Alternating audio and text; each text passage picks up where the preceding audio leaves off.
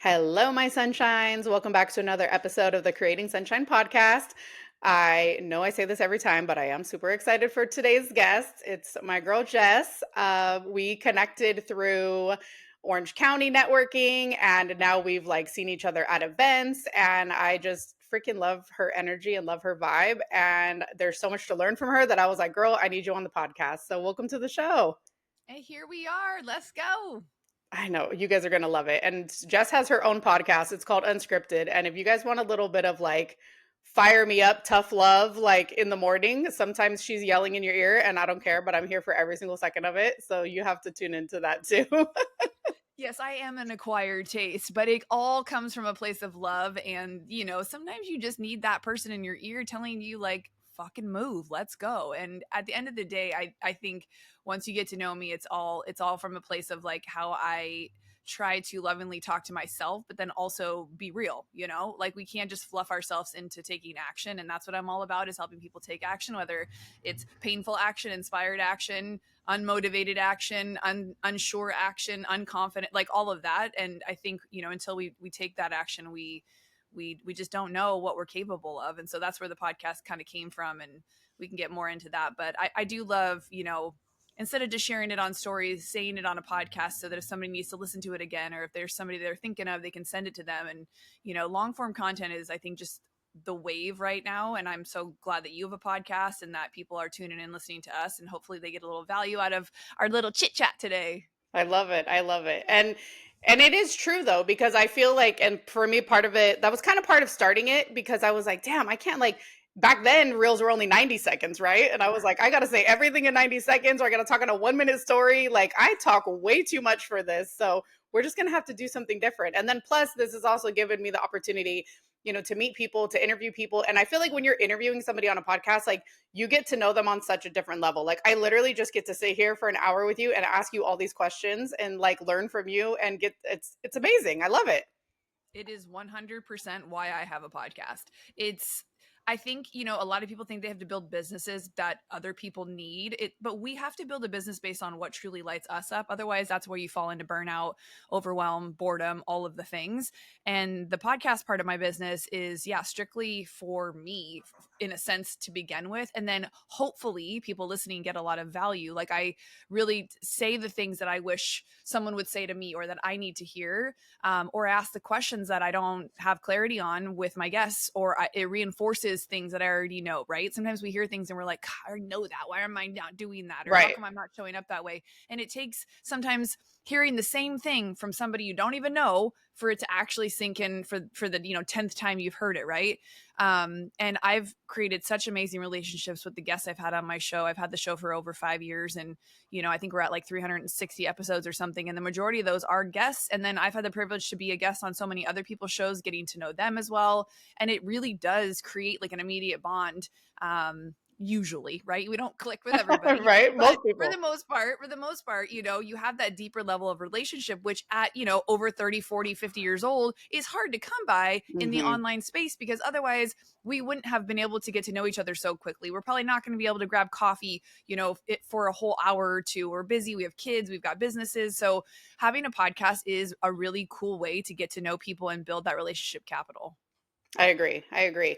So for you, so for the audience that doesn't know you, never met you, your career started in the beauty industry though, a long time Yes. ago. So how did you go from being in the beauty industry and then all of a sudden, what was that deciding factor that you were like, I need to start a podcast?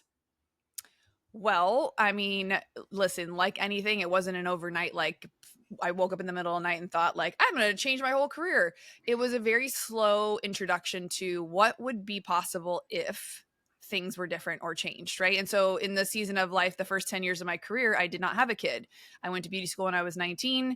It was kind of one of those on a whim, not quite sure what else I want to do, but I'm going to do something like this until I figure it out. That was my thought process behind going to beauty school. But you're 19, you know what I mean? My mom was so busy. She had me at 19, so she wasn't really paying attention to me with my education. So I graduated high school barely. And one of my girlfriends was like, hey, you want to sign up for beauty school? I was like, sure. So that's how I ended up getting into my career. She was working at a salon. It looked fun. It looked like people were having a good time. They were making money. And I thought, well, this is a career that I can make my own hours. I can charge what I want. I can be as good as I possibly, want, right? You can try as hard as you can in this industry. And those people that are exceptionally good do well. Yeah.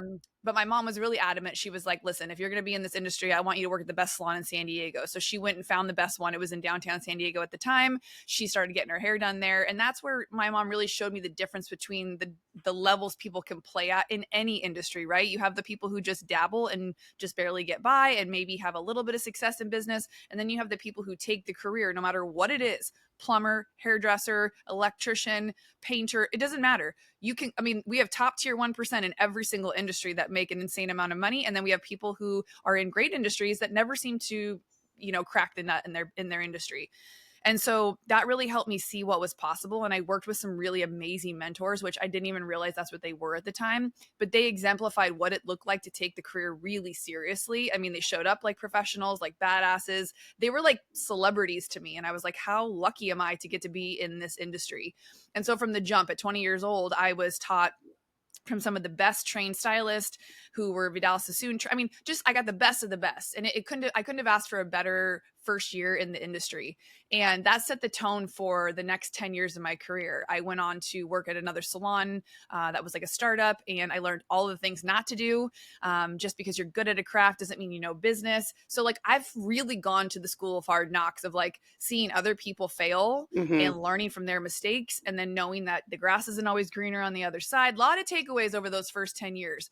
And then I had my son. And so when that season changed during that time, I couldn't work as much. And what was interesting was at about 5 years into my career, I really got into fitness. And that was based off a need because I was an athlete growing up. And I kind of was feeling like I want to get back into something that's going to be more for me, like a hobby. I had taken the first 5 years of my career to really build up my clientele. I was making six figures within 6 months of being behind the chair. And that came from a drive of like, if I'm slow, I'm going to pass out my cards. If I'm slow, I'm going to go sit in front of Nordstrom's cafe and look as cute as I can and talk to all the cute girls and tell them I want to do their hair. Like I was guerrilla marketing old school. I was not afraid to talk to people because my livelihood depended on it. There was no other way to market. And I didn't have the money to run ads. People weren't doing that 25 years ago. By the way, I'm almost 45 if you guys want to do the math real quick.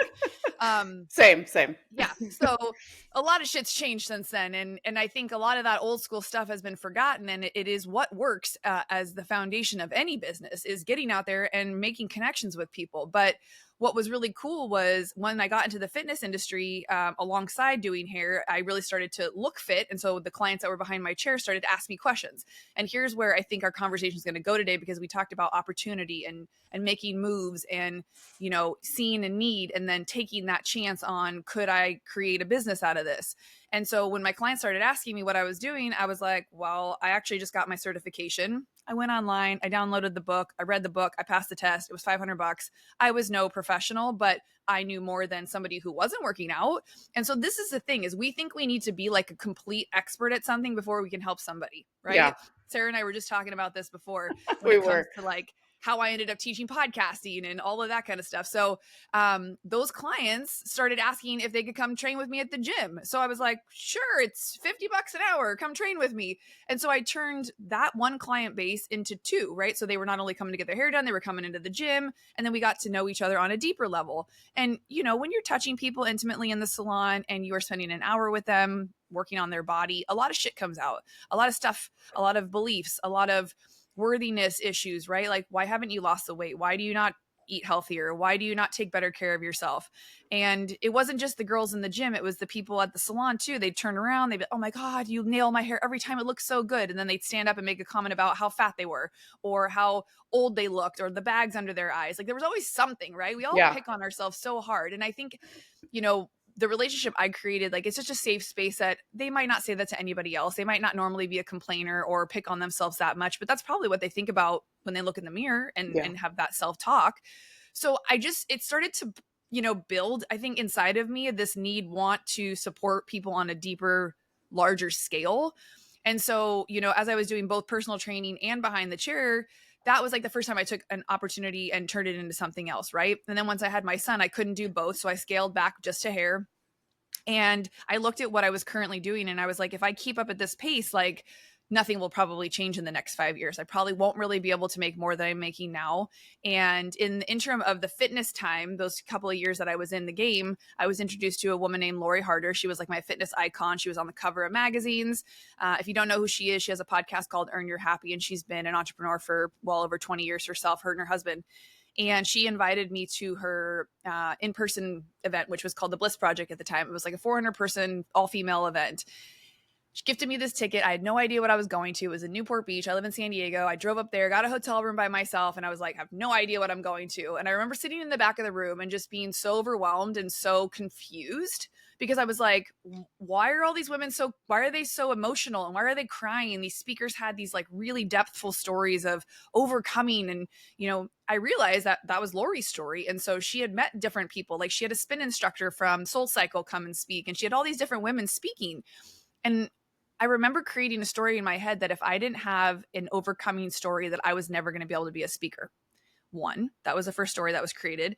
Two, was that I didn't know shit about shit. I didn't know what I wanted for my life. I didn't have a 5-year plan. I thought I had friends that were good enough, supportive enough, but I had been so head down for the first 10 years just getting by, right? I jumped into my career at 19. No one ever sat me down and was like, where do you want to be in 20 years? What's your 5-year goal?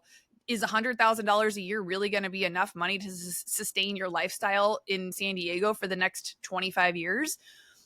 Nothing. And so I remember leaving that event thinking, oh, fuck, like I'm so confused. It shifted so much for me that I called her afterwards and I was like, hey, can I come back next year as a volunteer? And so we stayed in touch. And that really was the catalyst for me to wrap my head around like what it would look like to potentially have a different kind of business. And she came down to San Diego. We hosted a couple fitness camps for Strong Fitness Magazine. So we became friends in a couple of different ways, right? So I supported her. She came to support me. I went back as a volunteer and just really learned the ins and outs of like events and how these things are put on and what it really looks like. I learned that she was a real person and that the person I saw on stage wasn't actually like who she was, 100%. There was this scared little girl who had anxiety, who also didn't want to speak in front of people, but knew that fitness wasn't the only thing she was meant to be doing. She wanted to help people on a deeper level with personal development. So watching somebody that I trusted and believed in, that was my friend, go first and to take a chance on herself and put herself out there and kind of let something that was profitable and doing really well, her fitness career, go so that she could make room to become known more as a personal development person, really inspired me. And then her husband created a really high ticket mastermind called, I think it's called the Elite Entrepreneur Mastermind or something. And you had to be making $500,000 in your business to be in that room. And I remember thinking, I wonder what those people talk about. I really wish she would create something for those of us who want to start an online business, who are more at the beginning stage level of, not quite making $500,000 in our business. And sure enough, a couple months later, he introduced the Fast Foundations Mastermind, which was essentially for people who wanted to scale their online business. So essentially you were supposed to have one already. I didn't, but because I had a relationship with them, I kind of like called them on the side and I was like, hey, can I still get in this mastermind? I have no idea what a mastermind is. I have no idea what I'm paying for. I have no idea what to expect. It was like $8,000 for 5 months. Every other week we had a call with the group. I didn't even know what I didn't know. I had no clue. And so I had to sit with myself and I was like, listen, if I can make like 2 or 3 new high level friends out of this group who will help me then figure it out, do I feel like that would be a good investment?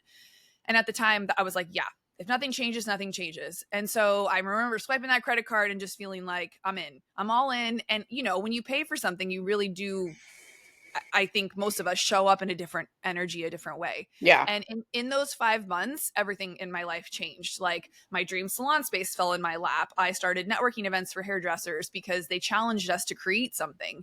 And so 6 months later, after I had opened my salon, started these networking events that I was hosting twice a month, COVID happened.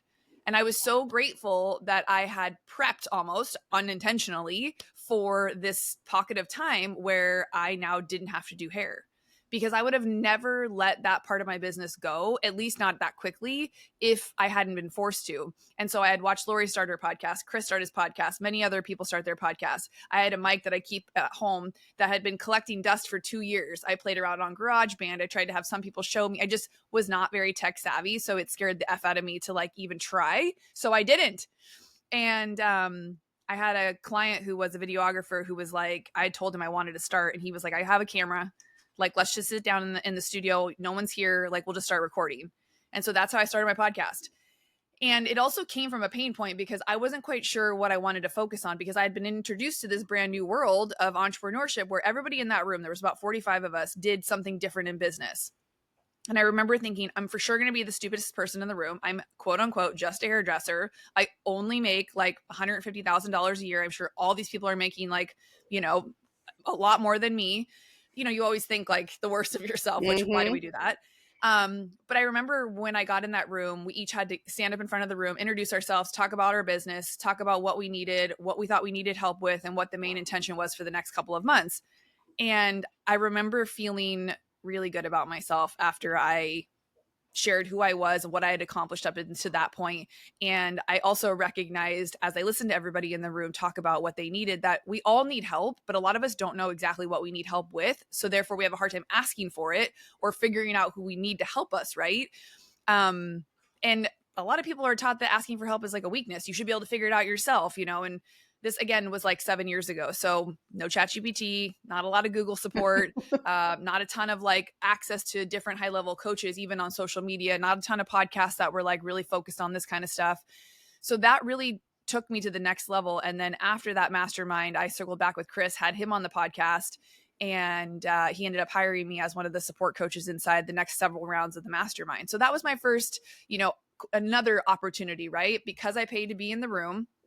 I had put the time in with Lori the couple years prior, been at the event, been a volunteer. It's called the, you know, reciprocity. Mm-hmm. You showing up for other people with no expectation, me investing in something that they have, and then the opportunity coming down the road where he then invited me to come and coach, and that turned into my coaching business. So immediately I was handed 25 clients that I had to take care of and support over the next couple of months. And it was great because during COVID, he had a huge group in the mastermind, over 100 people split into two. So it was like a fire hose of learning, and then learning as I learned, right? Mm-hmm. Because I then had to believe in myself that I didn't have to be everyone's transformation, that I could show up as myself. I didn't have to be a mini Chris. I just had to help people get through and take action on whatever it is that they were doing. So that was a very long-winded response, but the main pain point for starting the podcast was that we were angry, we were closed, and I really wanted to give my industry a voice. And so the first like 40 episodes are really my local community, my local salon owners, hairdressers, people in the industry that worked for different companies coming in, talking about what they were going through, and also sharing like tidbits of like how they became successful. And, you know, it starts with one thing and then you end up talking about more personal stuff. And that's when I was like, oh my gosh, this is my jam. Where has podcasting been all my life? Like, I love asking questions. Hello, I was prepped for it as a hairdresser.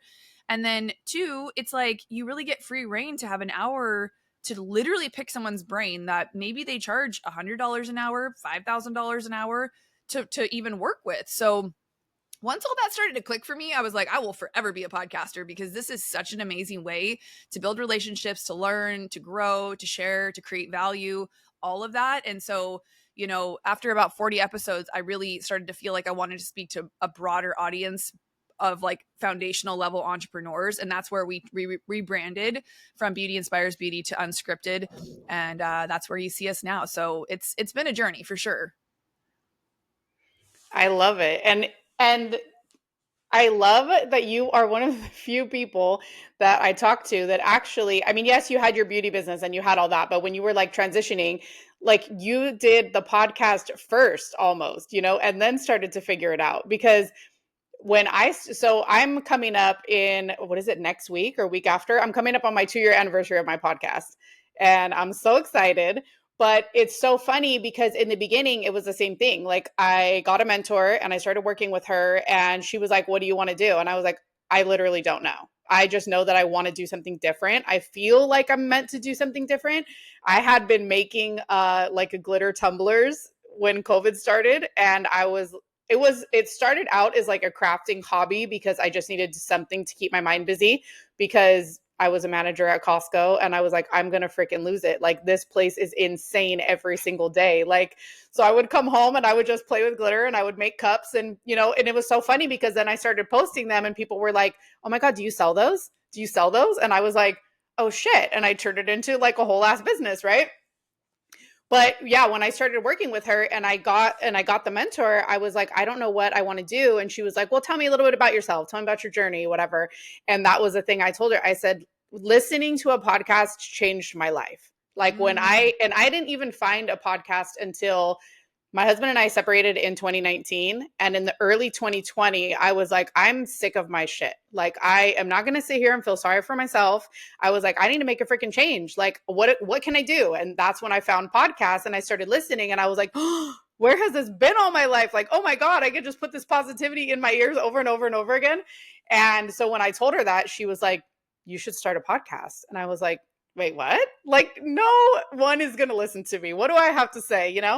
And it's like we were saying before we even hit record, it's like you discount the things and the tools that you're able to do for yourself because it comes so naturally, right? And yeah, that's why it's so much of your story. I'm like, yes, I so resonate with that because it's like you just do it and then you start figuring the things out, and like, ooh, this could be this and this could be that. And I feel like also it helps to build your confidence a little bit, right? When you do something and you start following through and it's like, well, if I did this, then I can probably do that and I can do this. And if it fails, then oh well, and I'll just do something else. And I guess my question is, when you are working with a woman or you're working with a client and they are in that, I don't know what I want to do, but I know I want to do something, like, how do you encourage them to start to take that step and to start show up, fully seen, confidently, like all the things that you talk about so much? Generally, I think that is a lie. I think most people do know what they kind of want to do, or at least a idea of what area they'd like to move into. True. It genuinely stems from like a passion, right? Like Right. what lights you up? What are you listening to podcast wise? What are you watching? What are you ingesting? Who do you look up to? Who are you following on social media? If you could emulate anybody's life or have what somebody else has, like what would that look like?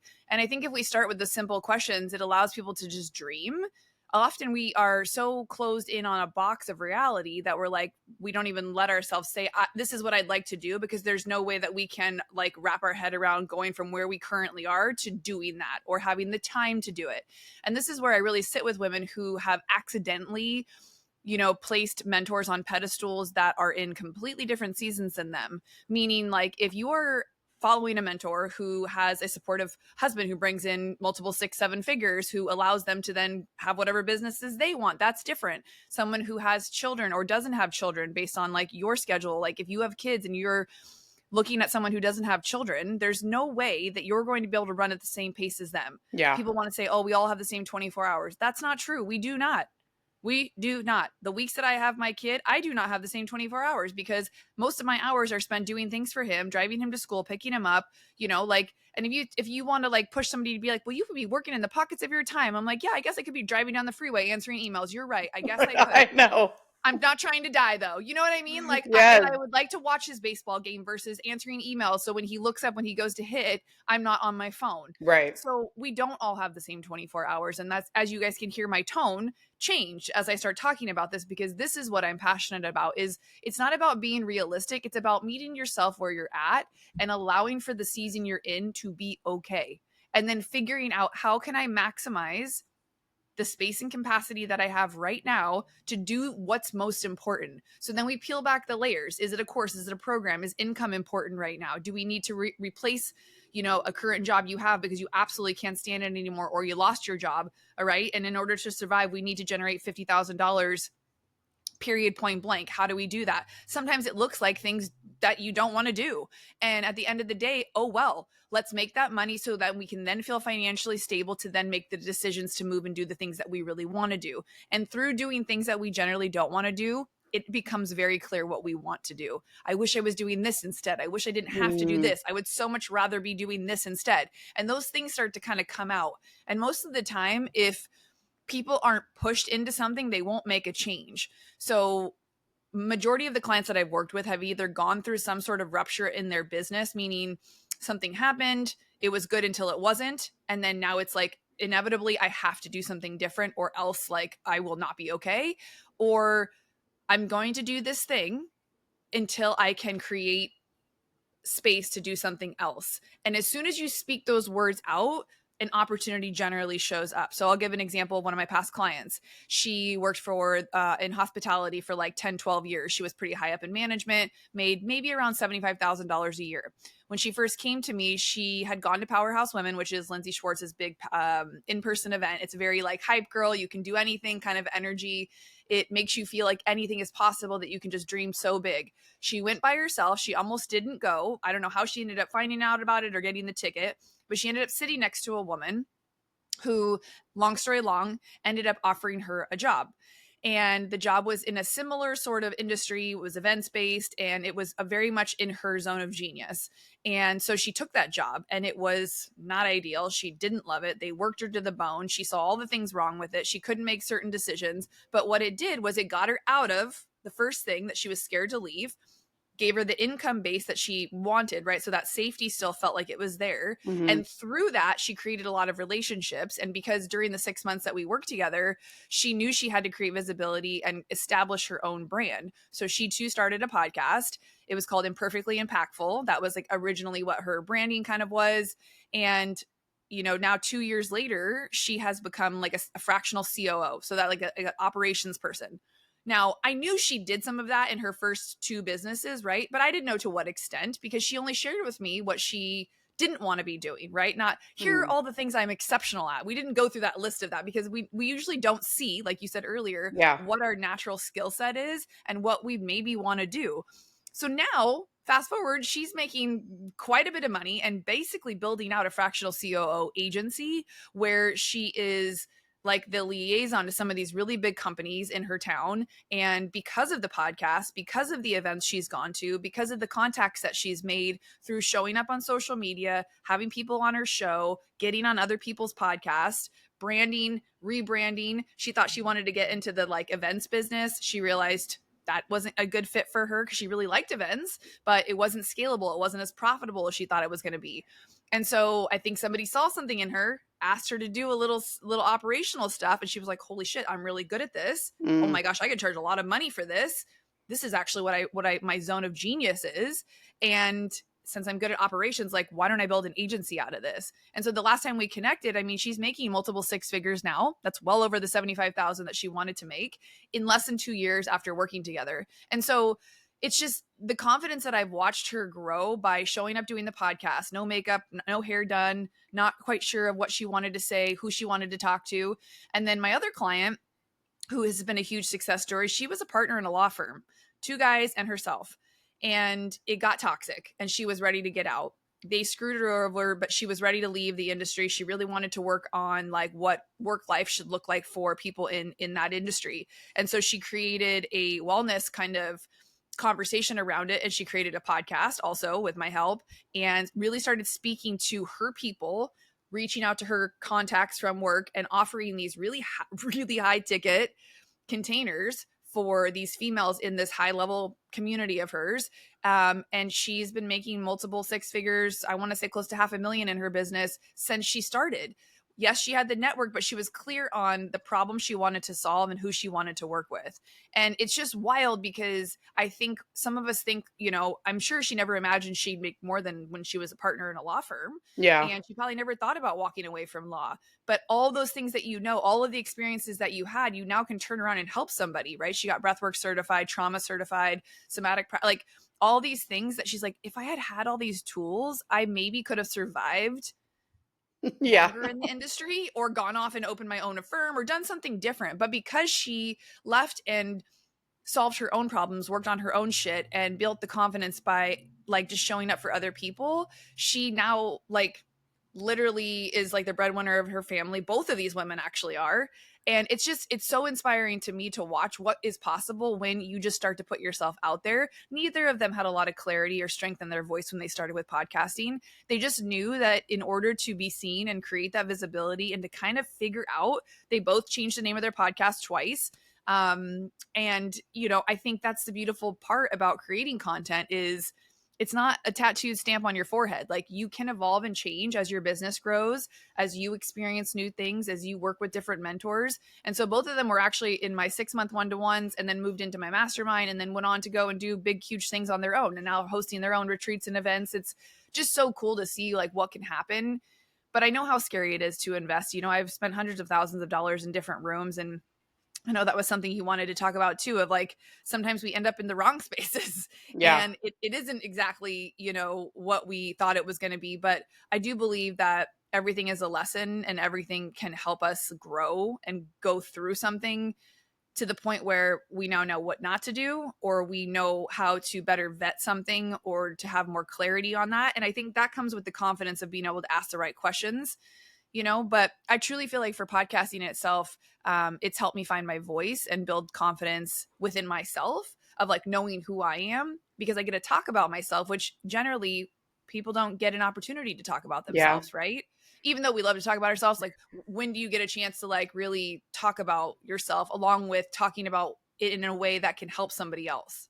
I agree. I agree. I feel, and there was a couple things that really struck me when you were saying that. Like, obviously, yes, I would totally agree with like starting a podcast also helped me to find my voice. It helped me so much more than I ever had anticipated it was going to help me. It helped me heal through things. It helped me like this last year dealing with my cancer diagnosis, because there's podcast episodes that you can just listen to that I'm literally like processing my journey. And I was like, this is just a series. This is what happened from this day to this day, from this day to this day. Some of them I'm crying, most of them I'm crying.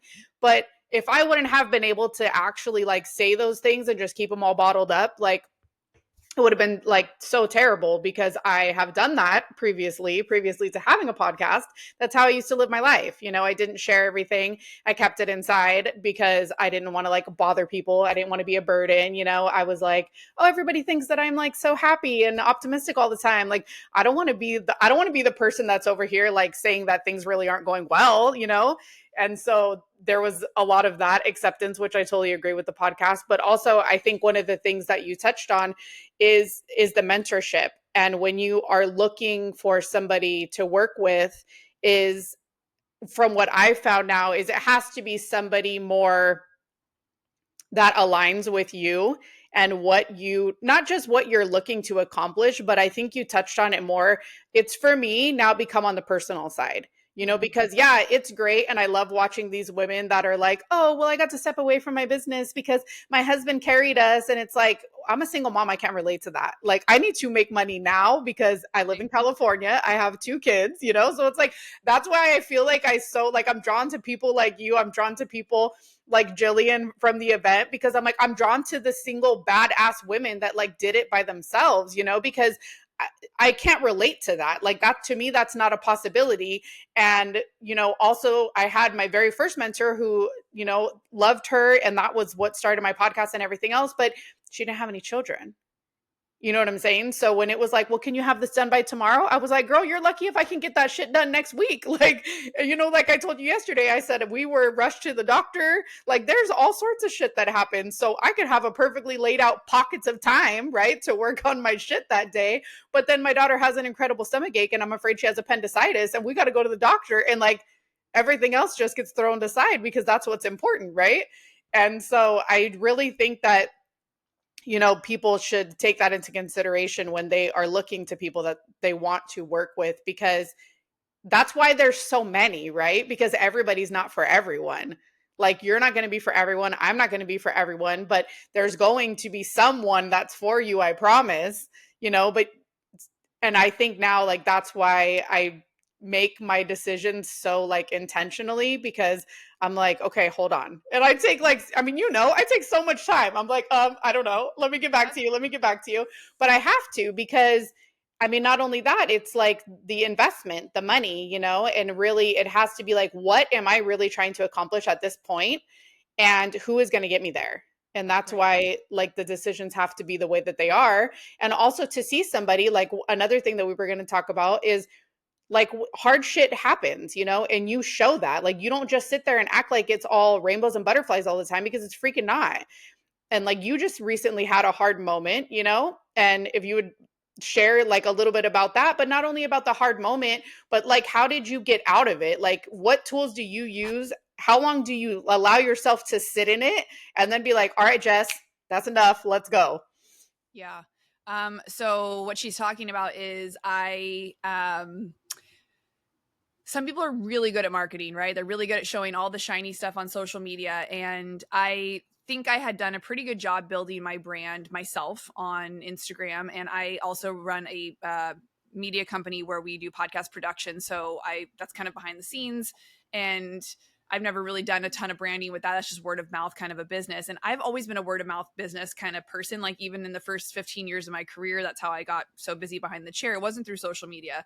And there was a point like in the middle of last year where I was like, I wonder what it would look like if I could go all in on like my brand, really create like an aesthetic, really take the page seriously. Like, is that what's important? And I started to fall into the trap of watching this particular person like look so glamorous on social, show all the behind the scenes. And I really love creating content with my clients. Like I'll have them come in for VIP days. We sit down, we do what we call 20 questions, where I basically interview you as if you have a podcast. We clip all those out. So you have tons of social media content to post. Maybe we do a couple podcast episodes if you do have a podcast, but overall, just like photo shoots, branding, I do a lot of that stuff for my clients when they come into town or they come and have a VIP day. And so this person offered something similar, but a very, very high ticket, what looked like an elevated version of what I was doing. So there was two parts to it. One, I wanted to learn her back end and process and how she did it. Two, I wanted to feel like, you know, I was a VIP client and like, how much would I be getting out of this? And three, I was overpromised the deliverables, meaning like the photos I was going to get, the videos I was going to get. You guys got to remember, like I'm a hairdresser. I've been in the beauty industry game for a while. I've worked for magazines. I've been on both sides of the camera. I've been in fitness magazines. I've done hair and makeup for the cover of fitness magazines. Like I am no stranger to a camera, branding, showing up, any of that. So I maybe was an exception to the rule of a client that she could just pull a fast one on, meaning I was just going to be okay with whatever I was given. And immediately in the middle of the shoot, I knew it wasn't going to be enough. And then towards the end, when we did the video, right? If anybody knows, like, it's like getting a tattoo. You can really only sit for like 4 hours, right? We were probably at hour like 6 at this point. I got there at 7 a.m. It's now 2 o'clock and we sit down to record the video and her assistant pulls out a iPhone and puts a little fuzzy lab mic on my neck. And I quickly realized this is the video content that I'm about to get. And I'm like, this ain't going to work. When I do content for my clients with video, it's with a real camera. It's at high level so we can really create good content. Now, if I should have asked better questions. I just assumed, this is my fault. And I think at this price point, I just assumed it would be a high level production. She has this amazing studio. She shows all this behind the scenes stuff. Anyways, long story long, it was over a $20,000 investment. And what I got back was something I could have whipped together in a weekend with a VA in the Philippines. Like the deliverables as far as like the Canva graphics look like they were thrown together in 15 minutes. The branding looked like it was done from somebody outsourced that she outsourced. And all that to say, like your colors, fonts, and all of that it's whatever. I did approve it all.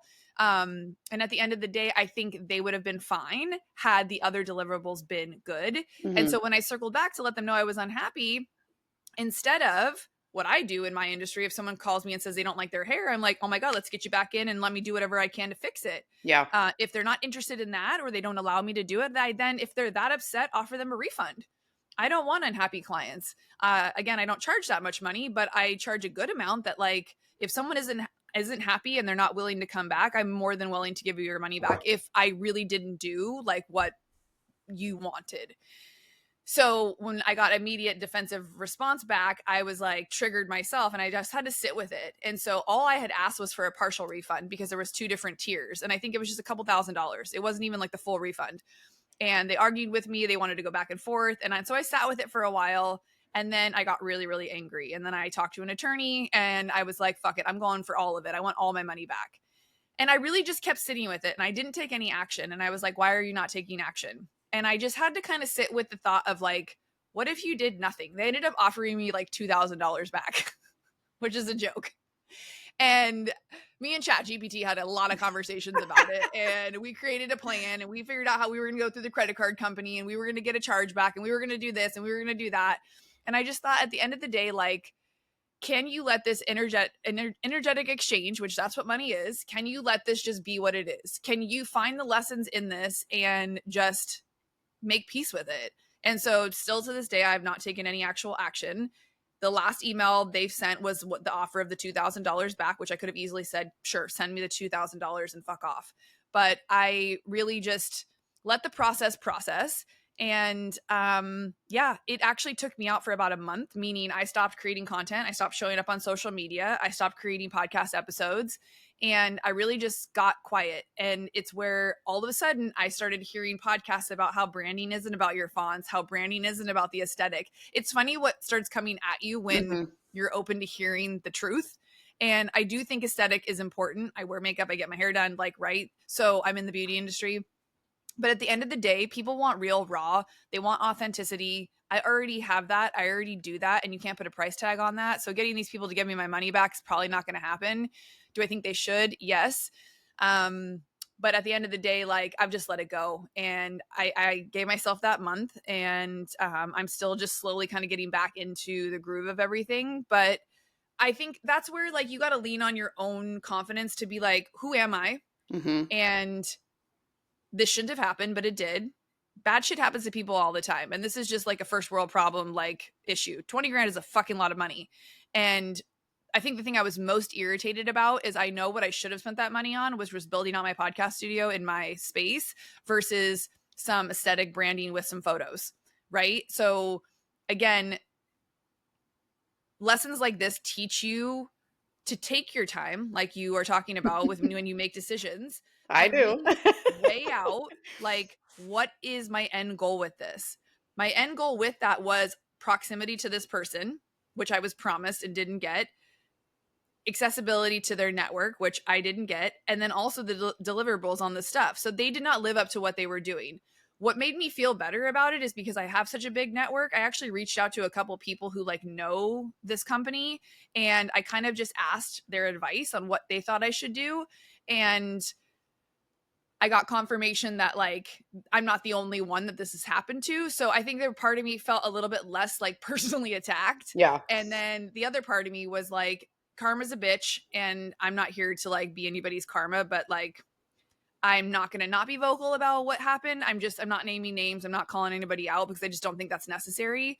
A lot of people knew who I was working with because I had shared it on social media. So anyways, long story with that, it's just like the mindset tools I think you have to have is to just the tenacity to not quit and to really question, like, who are you in your fullest integrity and, like, authenticity. I'm not someone who goes for the gut, like, for the get back. I'm not somebody who's, like, gonna throw somebody under the bus even if they do something wrong. I'm not somebody who, like, is gonna sink to somebody else's level just to spite them. And obviously, like, you know, hearing from some of my bigger mentors who have spent upwards of like $75,000 to be in the wrong mastermind and not gotten their money back, those stories just showed me this shit happens to everybody in some form or another, whether it's $50, $500, 20, 75, like, every level that we play at, a different amount of money is going to feel like you know? Yeah.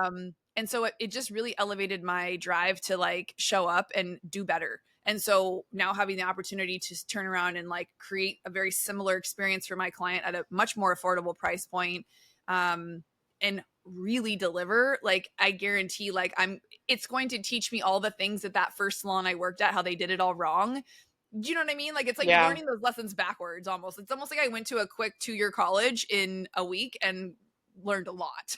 Well, and I feel like it's almost, and this has happened to me so many times during even in my corporate career, is like, I feel like you learn so much more from, like, the things that go wrong, from the bad shit, from the bad mentors, from the bad managers, from the bad whatever. Like, I know exactly how I don't want to be and exactly how I don't want to do business, you know?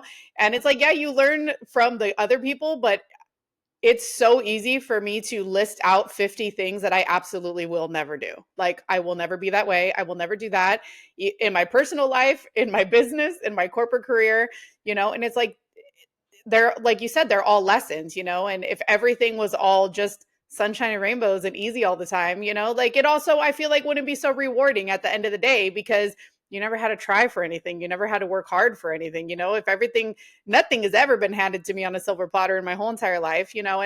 But I'm thankful for that, you know, because I feel like it builds grit, it builds character, you know? And it's like, I know what it's like to have tough shit happen to you.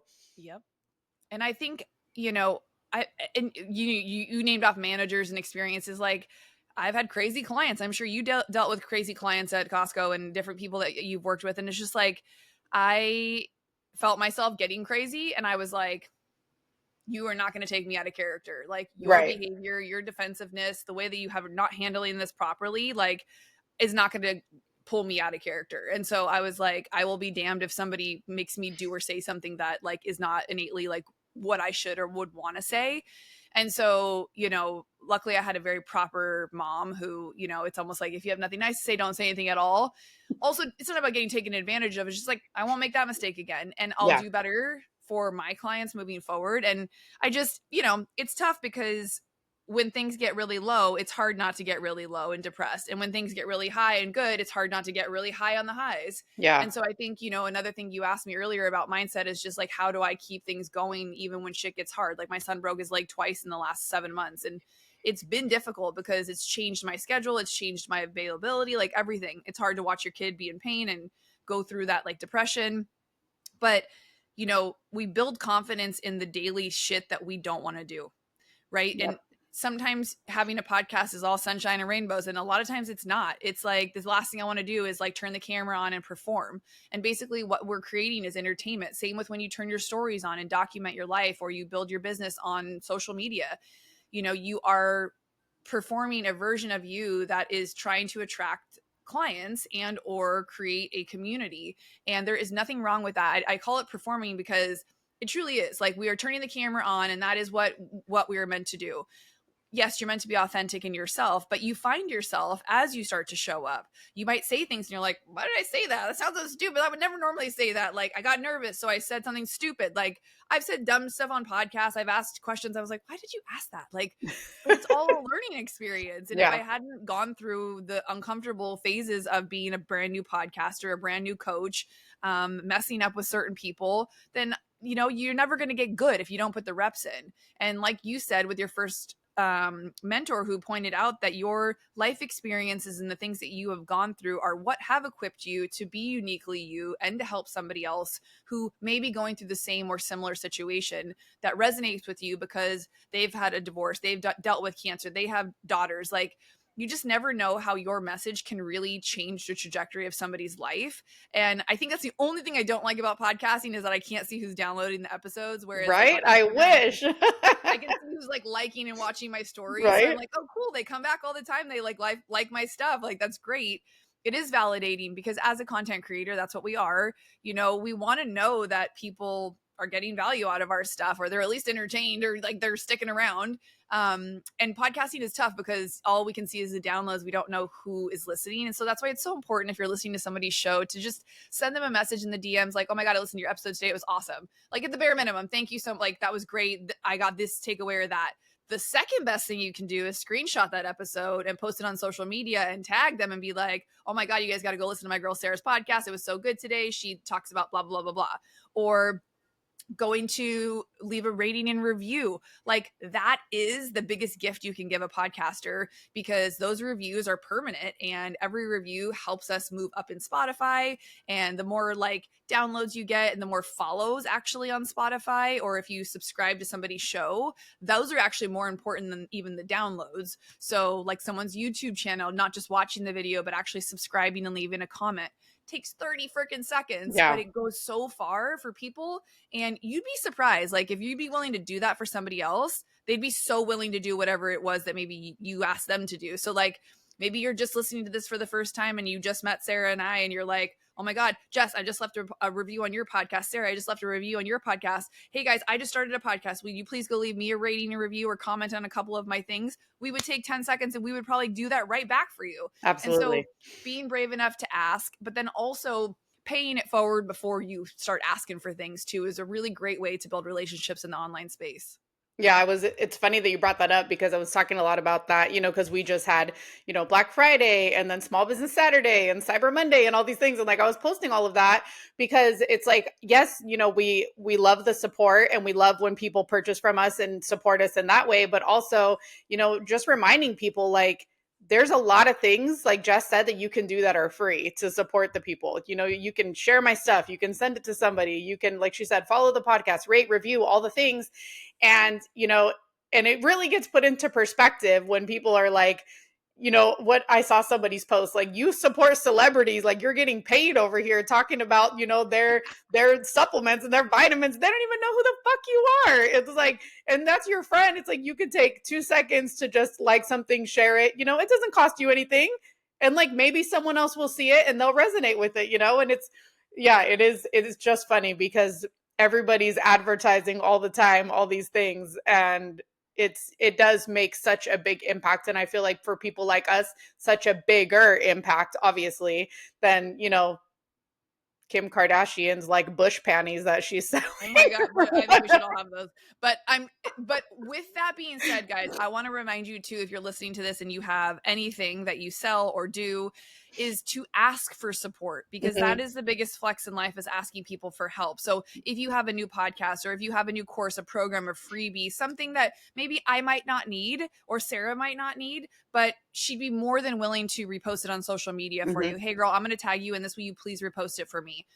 Worst thing she's going to do is not see it in time to repost it, or 2, it doesn't resonate, so she's not going to do it. Like, be okay with the no, be okay with the non-response, but be bold enough to ask for support, because people don't know that you need the support or help. And I think when you get to a certain level, everyone just thinks that you're doing the thing and you don't need any help, you don't need any support. But like, we can always use more support. We can always use more feedback.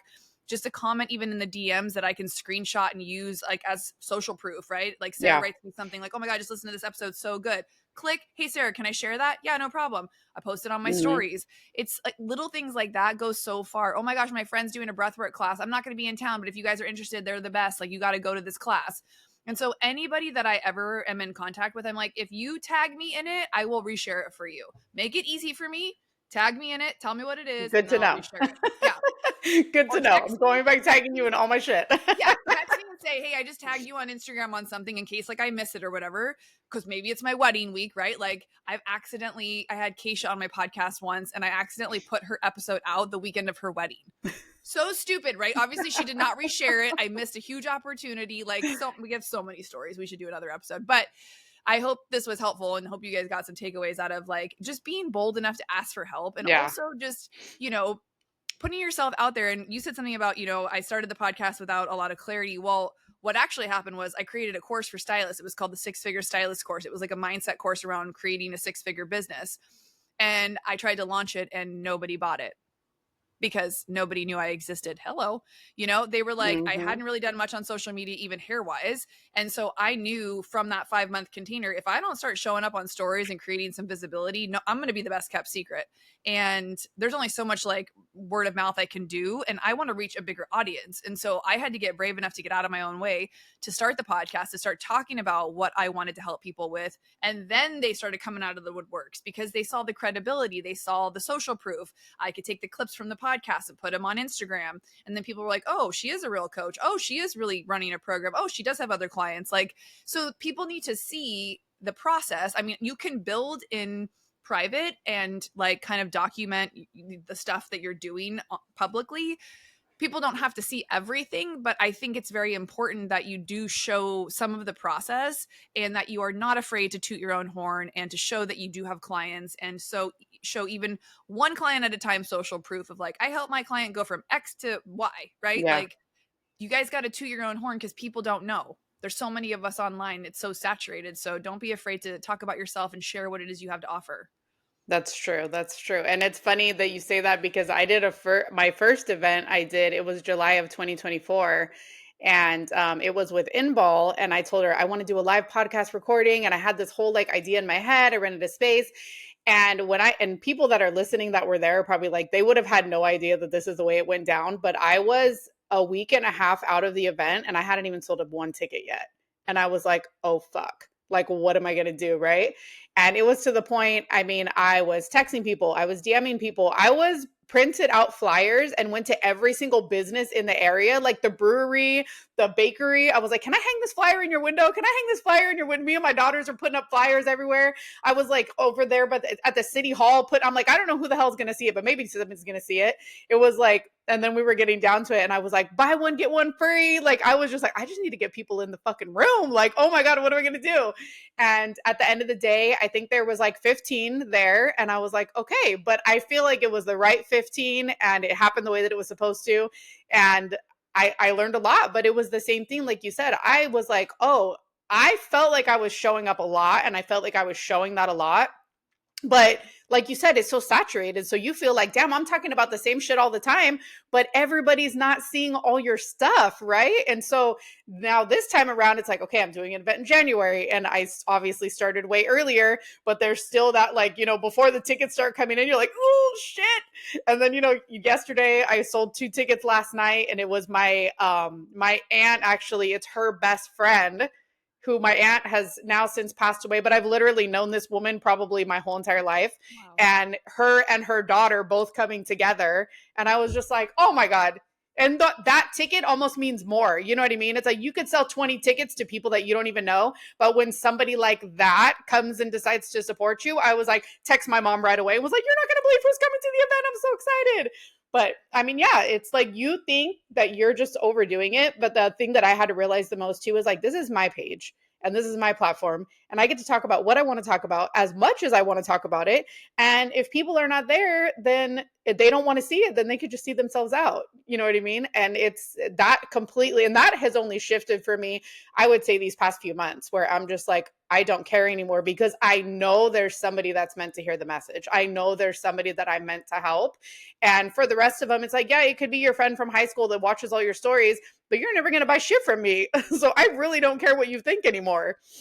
I think I'm jealous that you learned the lesson so much faster than me. I think that's what this last little stint with that investment did for me, was really help me own that, like, I am very polarizing when it comes to certain things that I think or believe, because I have a very kind of strict work ethic when it comes to like my workouts, what I do, how I show up. And I have high expectations that, that's what I need to do in order to accomplish X, Y, and Z. It's not for everybody, but it is for a lot of people. And so those are the people that are attracted to my content. And those are the people who want the accountability, or who are like, I need you to help me get on track. And I need you to kind of tell me exactly what steps to take based off what I've showed you that I want to do.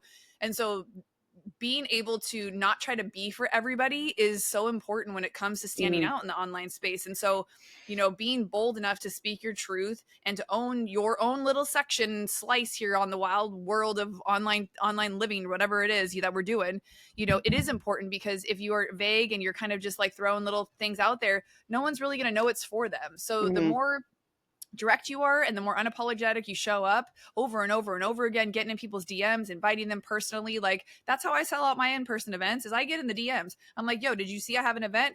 99% of the time they're like, oh, I didn't even see that you posted anything. Yep. I'm like, oh my God, I posted like 72 times. Exactly, right? I'm like, how did you not see it?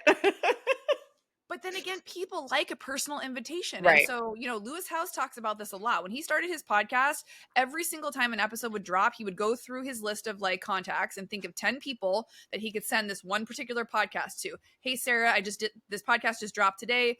It made me think of you. I hope you enjoy. And he would send them the link. And he did that religiously for a really, really, he might even still do it. I don't know. But he talked about it on one episode. And I remember thinking, here's this guy who doesn't have to do the non-scalable stuff anymore, or the scalable, it's non-scalable things that really still move the needle. People want that human to human interaction. Yep.